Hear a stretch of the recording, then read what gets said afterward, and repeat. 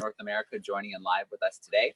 We spent the morning with the cassowaries. We're about to hang out with the bison right now. You might be able to see one of our friends in behind us.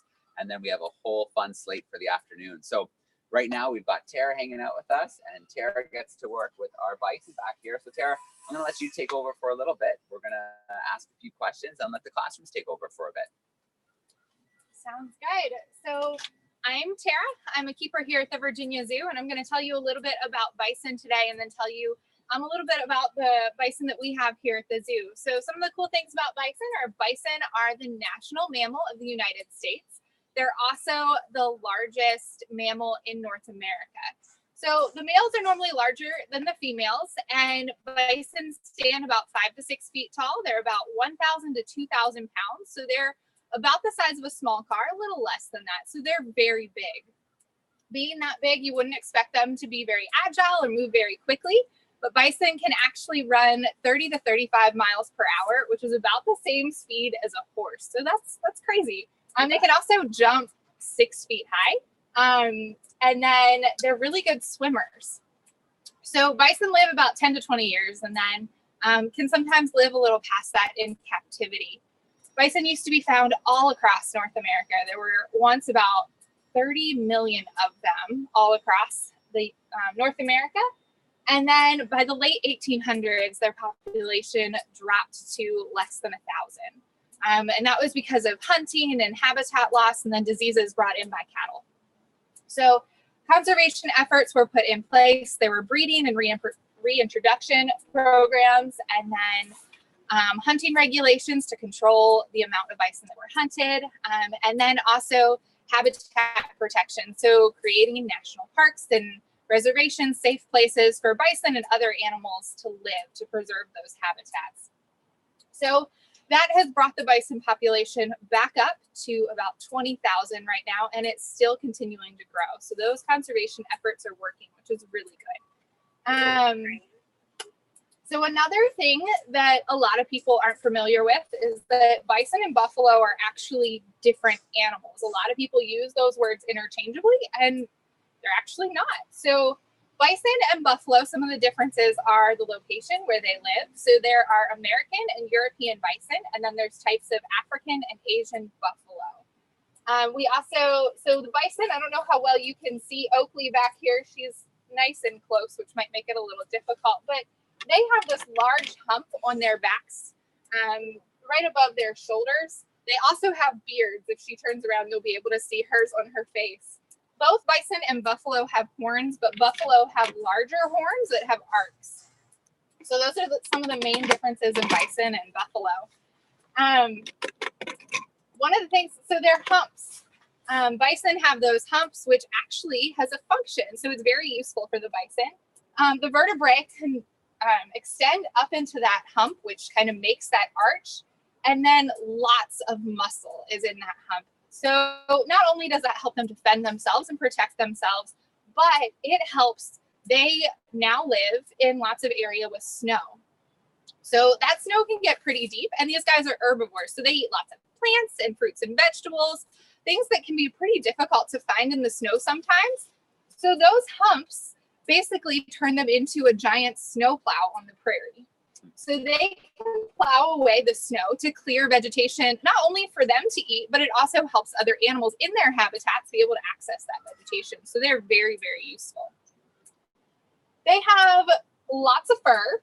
They're mammals, so they definitely have fur, but these guys can get very furry in the winter. So they're starting to get their winter coats now. Fall is trying to come to us here in Virginia. So you can see they have a little more fur at the front than the back, but that coat will continue to get thicker. And I have a little bit of the fur here that they shed this past spring. So they have that coat, they shed it after winter every year, and then they regrow it, and it's a lot shorter and not as dense in the summer. But in the winter, it acts as this really nice winter coat that probably works better than a lot of the coats we have access to.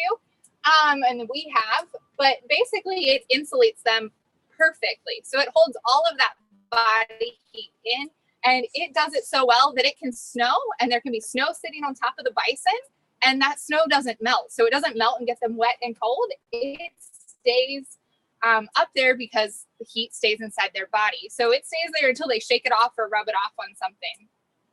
Another cool thing about bison are these horns. So I have one of the horns here that I can show you guys. It's kind of cool. It's hollow here, this part of the horn. So this is the keratin sheath, which is actually made out of it's made out of keratin. So the same thing as our fingernails. It's hollow here, which is where the bony core would go when it was on a bison. So that allows the blood flow and circulation to help grow this sheath. So the two bison we have here at the zoo are Lily and Oakley. They're both girls. Oakley is the one who's here at the front. It looks like she might go wander away a little bit. But the easiest way to tell them apart is that Oakley has horns. She has the full horn.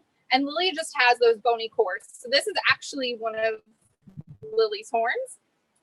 Occasionally, bison will decide that they don't want horns anymore and they'll rub them off or scrape them off on different things. And that's what Lily decided. She decided she didn't want horns. So we have the horn, the keratin sheath that she scraped off that we can show people. So we use that a lot, and this keratin sheath won't grow back. So she'll just always have those shorter bony cores, and Oakley has those longer horns.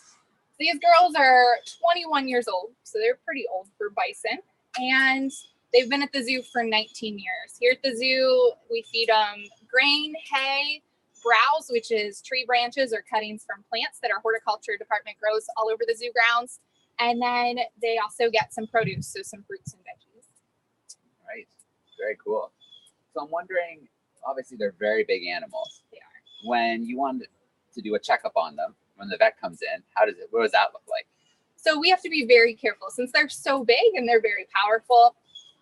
We have to make sure everybody is safe. So we never go in the exhibit or in the area our bison are in. So if we ever had to clean the exhibit, they get shifted. So they get moved into a holding area that's behind the scenes, and they go and they eat in there while we clean the exhibit. So they're closed in there. We're in the exhibit. Everybody is separate and safe.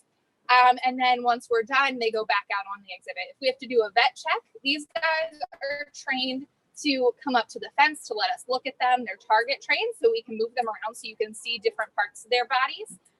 So that way we can get good visual and keep track of their health. All right, very cool. And then one other question is, a keeper who gets to work with them on a regular basis, what is a day like for you? How do you get them ready? What do you need to do to make sure they're ready for their day? So they prepare themselves very well. At this point, they have a pretty good routine down. They've been here a while. They know how things work, and they kind of do things the way they want to do them. So we don't make them do anything, but a lot of times they'll shift for us. They'll come back when we call them. They know our voices. They know the cues to come. And they'll come back and they'll shift into that holding area, and we'll give them food in there. They normally get their grain when they shift in there. And then they'll come back out on exhibit. When we train, we normally use produce or browse as reinforcement for them. Yeah. So they're pretty low maintenance animals then. They are. They're big, so they poop and stuff a lot. So there's a lot to clean up. But other than that, they eat a lot, but they're pretty low maintenance. So I know classrooms are always interested in things like math. So I'm thinking about volume right now. What size of a container would you say has to be taken out of their droppings each day? Are we talking wheelbarrow? How big? You could probably fill easily a wheelbarrow. Yeah. We use trash cans. Yeah. We'll put those in. We don't fill them full because we then have to dump them. So that's a lot of weight.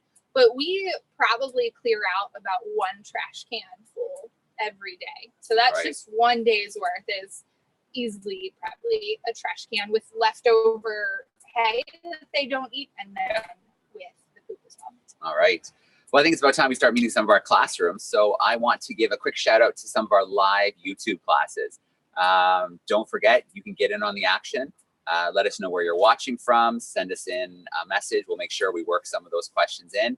And then to our live classrooms as well, our YouTube classes, please take some Twitter, explore by the seat, and then tag at Virginia. All right, so let's get to our first classroom. I want to give a big shout out to the Blondeau's group. They're hanging out with us in very snowy Winnipeg. So I'm not looking for Canada, but Ms. Blondeau, if you want to turn your microphone on, give a big chance to know you're ready, and then go ahead with the question. Hello.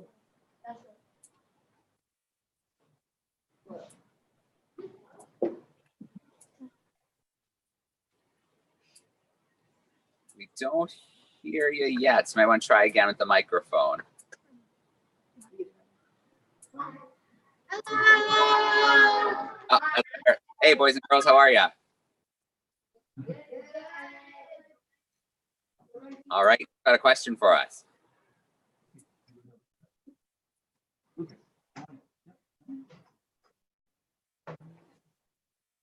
Do you have any other animals? What are, maybe he's asking some of the other animals that you look after during the day.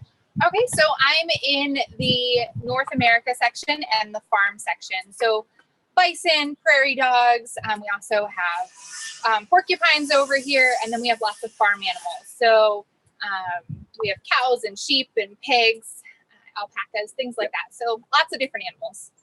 All right, very cool.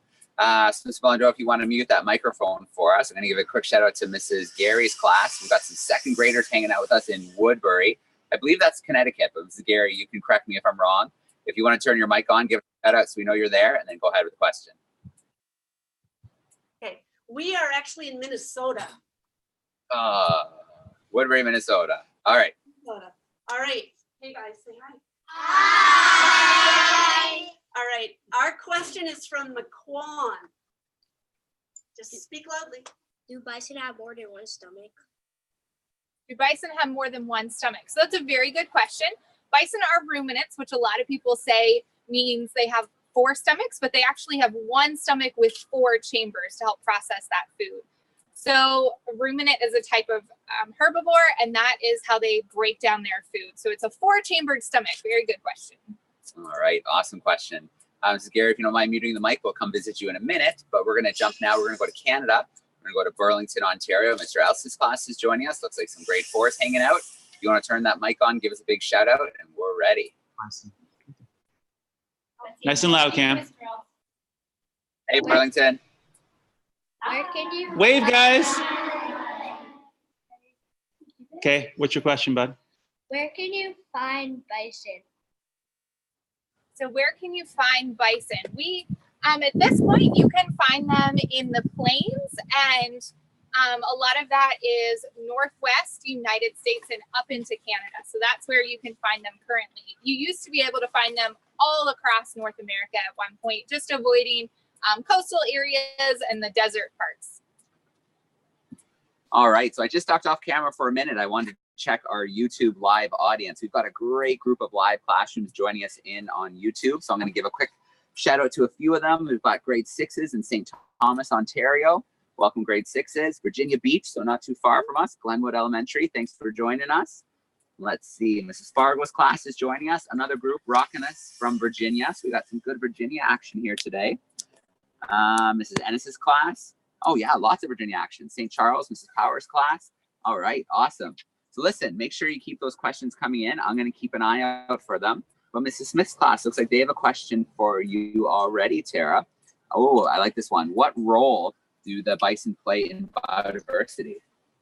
Oh, wow. So bison help their habitat in a lot of different ways. So they, like I talked about before, they will uncover vegetation for other animals. They help with all sorts of things that way. And it actually clears things. So animals can move around in the snow, but then also help with getting them vegetation. Oh, Oakley's coming back. Good. Maybe she'll come all the way over. Yeah, so lots of different ways that bison help with the biodiversity in their environment. Yeah. Yep, awesome. All right, well, we need to take a trip now. Let's see, Mrs. Drazen's class hanging out in Windsor, Ontario. If you guys want to turn the mic out, give us a big shout out, and then we're ready for a question. Connecticut. There. Connecticut, not Ontario. Can you ask your question? How much babies do they usually have?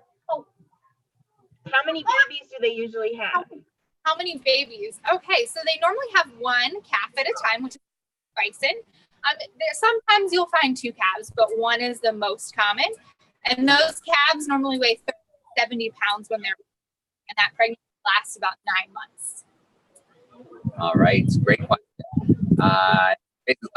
We've got a win in Ontario too, so sorry about that, Connecticut. All right, let's see. I was curious, is Oakley coming? You might be able to see kind of. Yeah, she's off there to a the little side bit. right here. So if we turn the camera around really quickly, I'm gonna put our camera, lovely camera person, you can get a view of another habitat in the prairie ecosystem. So we've got back here, this is a prairie dog habitat. So this, Tara, I imagine is something that'd be pretty common, right? Prairie dogs out in the prairie, bison kind of roaming the prairie. Yes, exactly. So prairie dogs a lot of times will help with those holes. They make mud wallows eventually after those holes are dug. They clear some of the vegetation, which bison help with. And then bison, actually, as they eat those plants, they also eat seeds and stuff as well. So when they poop, a lot of those seeds are replanted, which continues to grow vegetation for all sorts of animals. And prairie dogs are one of those. So prairie dogs tend to hibernate. They stay underground a little more during the winter, but they'll still come out occasionally. And if there's snow on the ground, they rely on those bison paths a lot to find plants and stuff to eat.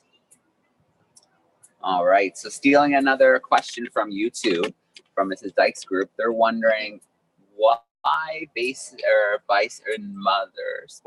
babies stay with their mothers.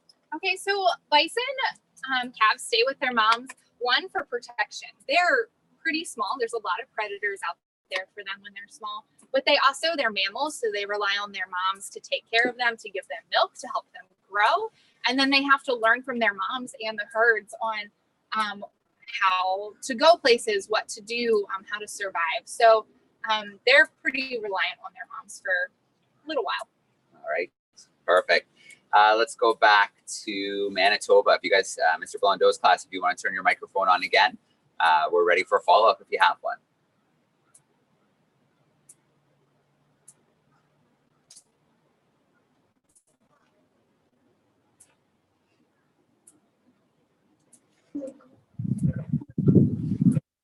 Does the bison ever leave the zoo? No, so the bison stay here at the zoo. They've been here for 19 years, so this is their home. This is what they know. This is what they're comfortable with. But also, bison are very big, so you can't really take them anywhere. Some of our other animals, like some of our farm animals, we'll take them for walks around the zoo, so they're harness trained and we can walk them around and people can see them that way. But the bison, they can also be, so they stay in their habitat to keep everybody safe. Yeah, I could see that could be a little intimidating if you were walking around with a bison on a leash. I would be a little intimidated walking a bison around, yes. All right, very cool. Mrs. Gary's class, if you want to turn your microphone on in Woodbury, we're ready for another question. How thick is their skull? How big is their skull? I don't know the exact weight of their skull, but it is really, so their heads are very large along with that hump. And that hump has some of that muscle that helps them hold the weight of their head. So their head, I don't have a weight. I don't, so we'll have to look that up. But it definitely is a very big head. How thick is their bone? How thick? We'll give the class a little bit of homework after you get off the call today if you want to look up on Google, because I'm pretty sure you can find the answer to pretty much anything on Google. So we can find out just how heavy a bison's head is. And you know what really impressed me when you were talking at the beginning was that they can jump 6 feet. They can. Yes. That's pretty incredible. And I look at the little fence around here and it looks less than 6 feet. I assume that they're pretty, calm and used to their habitat, so they don't have reason to do that. Right. They don't have reason to jump. These girls are also older, so jumping really isn't part of their plan. The fence also, from our side, it looks a little shorter. It dips down a little bit on their side, so it is a little taller in there. But yeah, they love being in there. That's the place that they know. That's where they're comfortable. That's where all their food and enrichment and everything is. So they don't ever try to get out, which they wouldn't be able to anyway, but they're content where they're at. Makes sense if the food comes to you, I leave. Exactly. Awesome. So Mr. Elsa's group in Burlington, Ontario, if you guys want to turn your microphone on one more time, we're ready for another question. Nice and loud. How do you tell a male bison from a female bison? So both males and females have horns. Males are larger, but other than that, that's just the normal way. Really a size thing then. Yeah, size is the easiest way. If you have bison lined up together, you can tell because the males, when they're full grown, will be bigger than those females. And both have the beard because we saw that Oakley had the Yes. nice beard before. Yes, both have the beard. So there's really, besides size, not any physical differences that you can easily see. All right, very cool. But we need to visit Mrs. Drazen's class again, our second graders in Windsor. If you have another question, go ahead. How big are their hooves? Their feet, their hooves. Yeah, their feet. Like how big Their are their hooves. How? That's a good question. They're a big animal. So they. Let's see if that's there. Yeah. So their hooves are probably about this big. So they're a pretty good size, and it supports their weight very well. All right, so I just popped back onto YouTube just to check in with our classrooms. I have a few more shout outs to give. We've got some homeschoolers hanging out at the Hampton, Virginia. And we do have a question that just came in. Wondering about the speed of the bison. So they're wondering when they get going, how fast can they get running? So they can run between 30 and 35 miles per hour. They can go about as fast as a horse. They are pretty quick. So when you have a large herd of bison, it can be complicated speed. They can move really quickly. Yeah. Another question from our live YouTube group. They're wondering about food. So how much could a full, maybe adult male bison eat a day? Oh, so they can eat a lot. They normally eat between 9 and 11 hours a day, which is a long amount of time. And that's just because of their ruminants and the way their stomach works. They're constantly grazing. The amount that they eat would be pretty large. Here at the zoo, they get about almost 6 pounds of grain a day. And then they also get hay on top of that. So that fluctuates through the year how much they get. In the winter, they will sometimes be eating a little more, or right before winter to kind of build up that layer to help with insulation and warmth. So that all changes and varies from season to season. All right, very cool. Well, listen, boys and girls, keep those YouTube questions coming. Don't forget to tag at Virginia Zoo on Twitter if you are taking some pictures, because we're really looking forward on our break to seeing some of the classrooms that we do have in action. This is such an awesome Virginia group today. This is really cool to have so many classrooms from all across Virginia, but also having our classrooms in Canada and the US joining us live today. So I think we can do a speed round. I think we can get to each classroom on camera at least one more time. Okay. So let's try and make that happen. So let's can mix do it. things up a little. Let's go Mrs. Gary's class, Minnesota. Let's put you guys on the spot. You guys have a follow-up question about our bison. Do you like hot or cold weather? So bison have all that fur in the winter, so they definitely are more made for the cold weather, but they live in some hotter areas too. But the cold weather is definitely probably their favorite. They have that thick winter coat, so they'll run around and they'll play in the snow. Even our girls that are a little older, they're 21, they still, when it snows or it's really cold, they'll run around and play around the exhibit quite a bit. All right, cool question. So I'm just thinking about the hot versus the cold.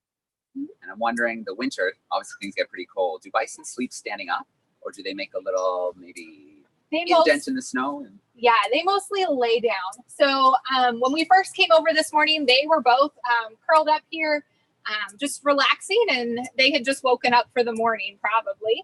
And then when they heard us over here, they decided to get up and kind of start moving to see what we were doing. And then, yeah, they mostly lay down to sleep. They love to wallow. So a lot of times you'll see like almost like craters in the dust, in the mud, and they'll roll around to cool off in the summer to keep, to put a layer of dust on them to keep biting insects from being able to bite as often. And it also helps with shedding. So they just love to roll in the mud, but they also lay down a lot. All right, very cool. Mrs. Drazen's class in Windsor, if you guys want to turn your mic on one more time. How do they protect their babies and themselves? How do they protect their babies and themselves? That's a good question. So they will protect themselves using that big head and those horns. They have that hump with lots of muscles, so they can swing that head pretty fast and pretty hard. They also have some powerful kicks, but their head is probably the main source of protection. Yeah, I don't think I would want to be on the charging end if I were something like a wolf or a coyote. Or thinking of that though, I'm thinking wolves, maybe coyotes if they're really young. Are there many natural predators? Wolves, like you said, mountain lions could.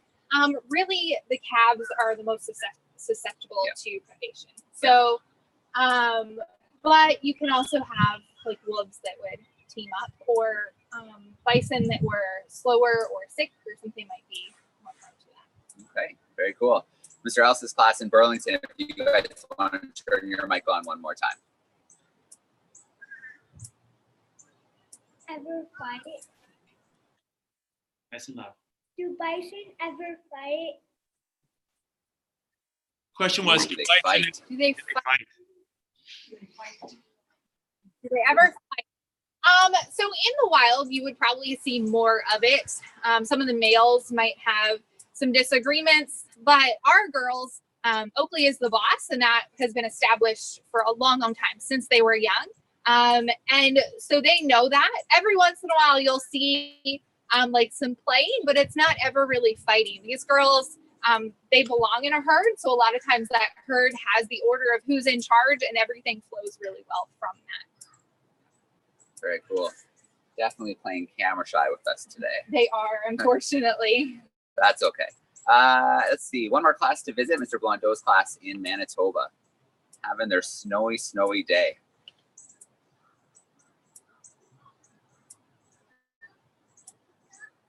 The elephant bigger? I mean, is an elephant stronger than a bison? Elephants are bigger and therefore stronger than bison. Yes, for sure. All right. Well, on that topic, are there any elephants at the Virginia Zoo? There are no elephants in Virginia Zoo, no. All right. Would bison be the biggest, heaviest animals? You think it's something that might be Rhinos. bigger? Rhinos are bigger. So we Yeah. have some white rhinos here, and they are We Right. actually did the distance learning video that they could look up on your site. Yeah, so that's awesome. So Emily's just mentioning that if you do want to check out the rhinos, we did a video last year. So if you check out Exploring by the Seat of Your Pants on YouTube, you can find the rhino video. Very cool. So listen, Tara, thank you so much. You're welcome. Thank you so much for sharing with us about the bison. Sorry they were camera shy. No, that's okay. We had Oakley nice and close at the beginning, so that was pretty cool. We got a good shot of the beard. Yeah. So I think the students got to see that. Right. Our classroom's joining us live today, especially our big contingent in Virginia. Thank you so much for tuning in today. You guys were great. Your questions were awesome as always. So coming up next, we are going to head over to the orangutan exhibit. So we'll be there for 11 o'clock if anybody wants to tune in live on YouTube. Then we'll have a little break before we have a mystery guest with us at 1 o'clock Eastern. So you might want to tune in for that. And then we will wrap our day up hanging out with the giraffe. So our camera talent might have to grind it up there so we get everything in there for that one. Last thing I want to do today, though, is our classroom's on camera. If you guys all want to turn your microphones on, let's get nice and loud. Maybe the bison will be able to hear us, but a huge goodbye and thank you, Tara. 3, 2, 1.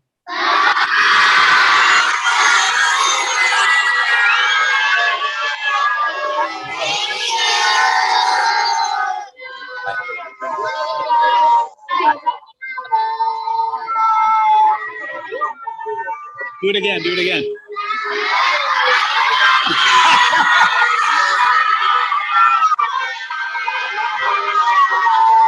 Again.